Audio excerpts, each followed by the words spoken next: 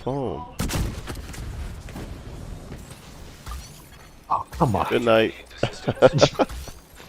I medkitted and it was like right. Night, son.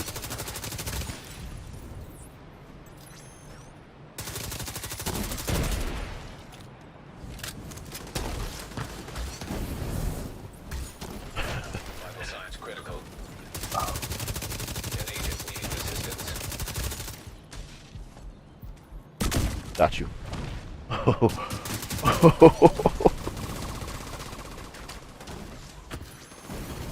Agent down.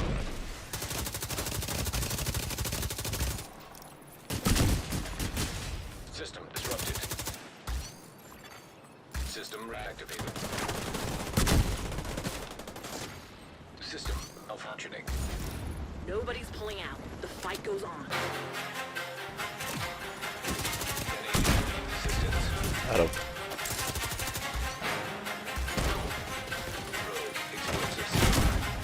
Got you. Took out 2 out of 3. I couldn't get the other guy. He's over here. I got one of them. Yep, they're coming. Got you, buddy. Big mistake.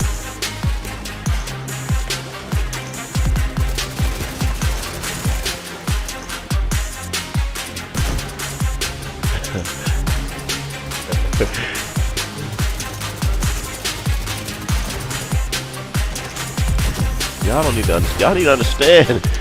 Can't stand in front of me. Down. Hey YouTube, Identity back with another build video. How's everyone doing, man? I'm saying that because the energy in this game hasn't been like it used to be. Either way, I'm gonna keep the energy flowing. I have more exciting builds coming up for you that you're not gonna want to miss. So stay tuned, and if you love builds from DPS all the way to skill, then don't hesitate. Hit that subscribe button. Burn and Bleed. This build is special to me for 2 reasons. One is that I made a build like this back in 1.6, and it's the one that actually put me on the map, got me noticed. So it has legacy status. And 2, it's so good that I had to bring it back. Right now is the perfect time to implement something like this, because after the Chem launcher's nerf, I'm sure you've been itching to find an alternative. So let me show you what I got.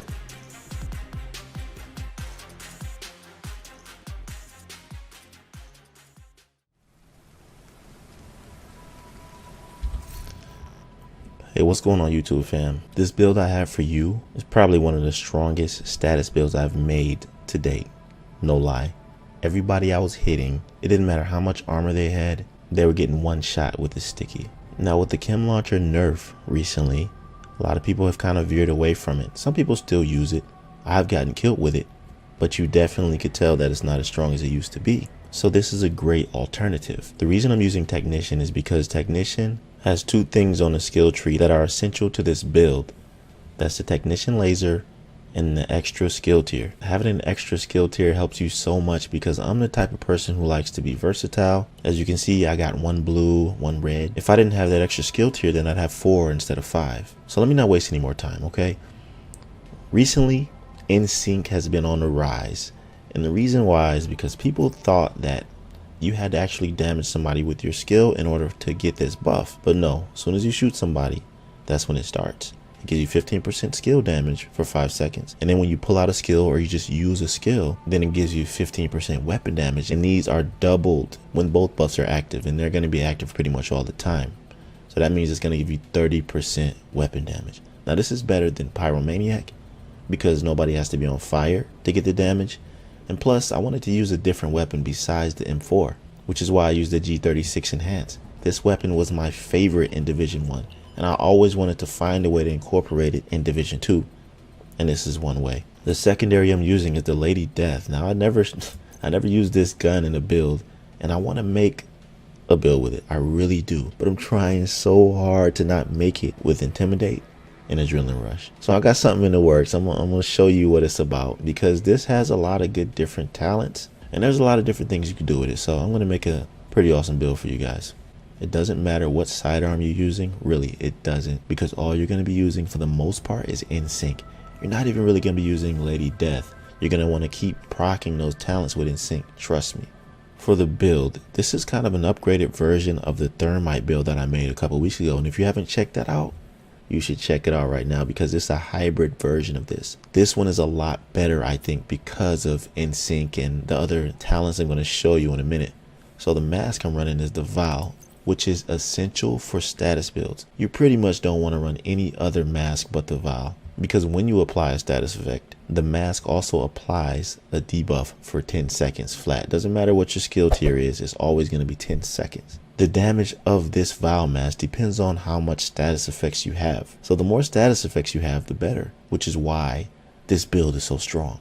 And the great thing about the 𝐷 mask is that it rolls with status effect already on it. The chest piece, alright.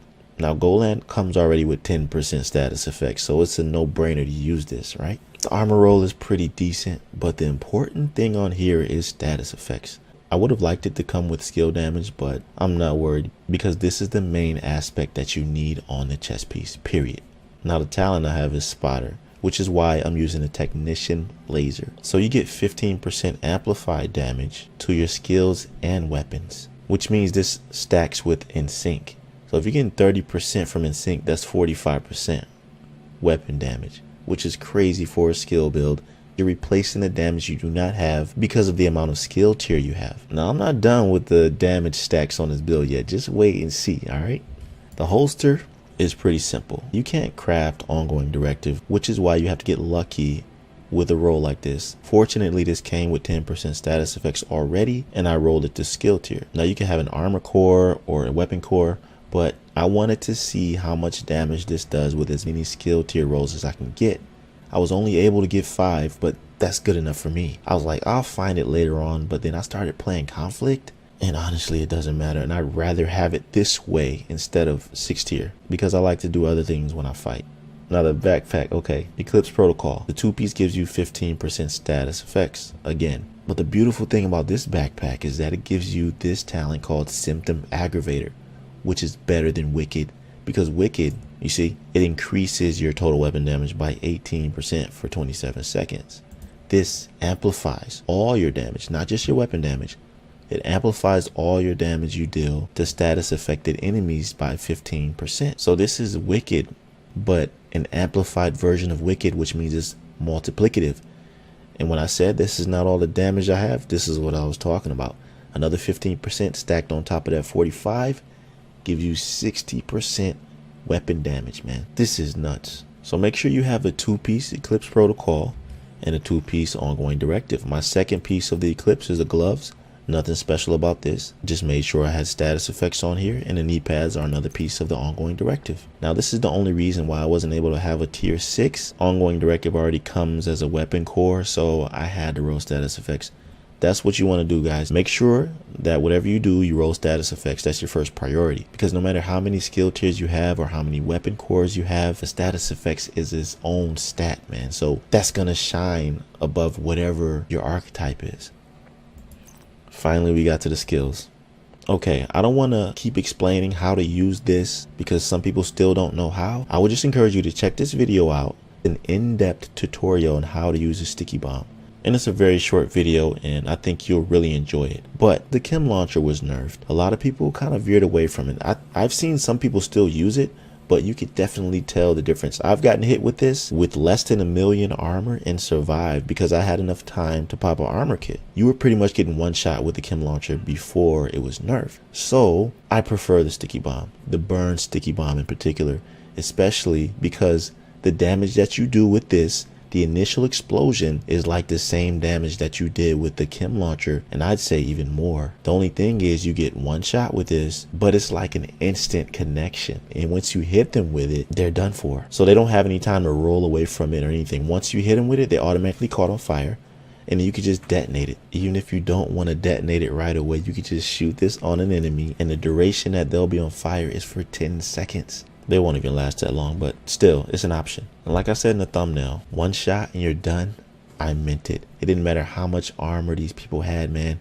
People had upwards of 2,000,000 armor, but the status effects were so strong, coupled with that explosion, which took like a whole chunk of their armor, then the burn just did the rest. And don't let me be shooting them at the same time, proccing and 𝐸 and Spotter and Symptom Aggravator all at the same time.